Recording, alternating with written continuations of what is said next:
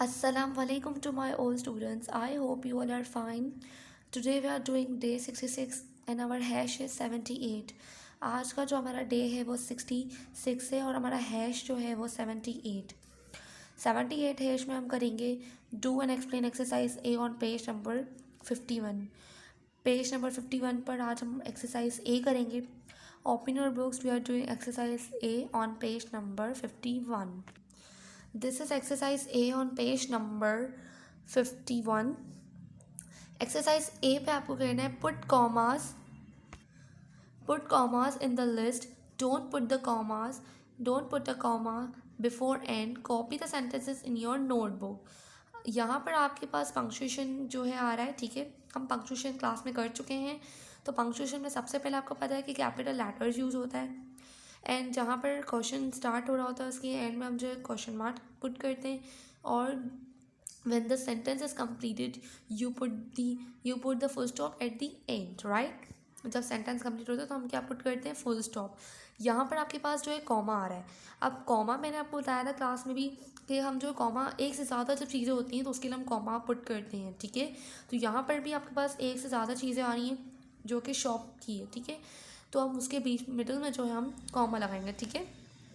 Example में आपके पास देखिए लिखा हुआ है Tom's mother got a bucket, some socks और shirt, some sweets and a pencil box.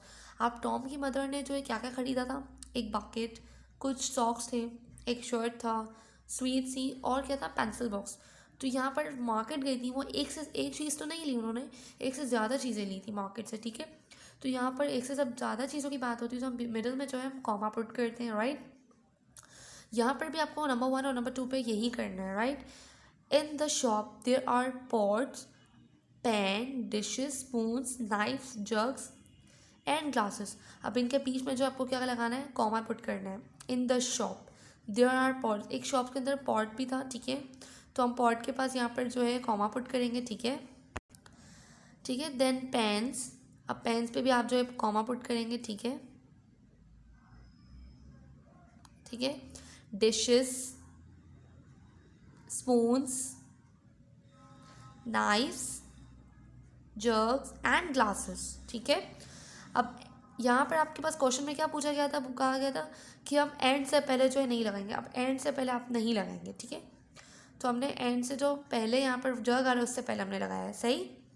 Second है in the shop there is a some milk, some jam, some ice cream and some rice. In the shop there is a some milk के आगे यहाँ पर put करेंगे, ठीक है।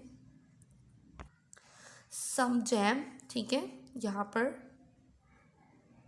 सम ice creams and some rice. अब यहाँ देखिए एंड से पहले हमें पुट नहीं करना है तो इसीलिए हम पुट नहीं करेंगे, राइट।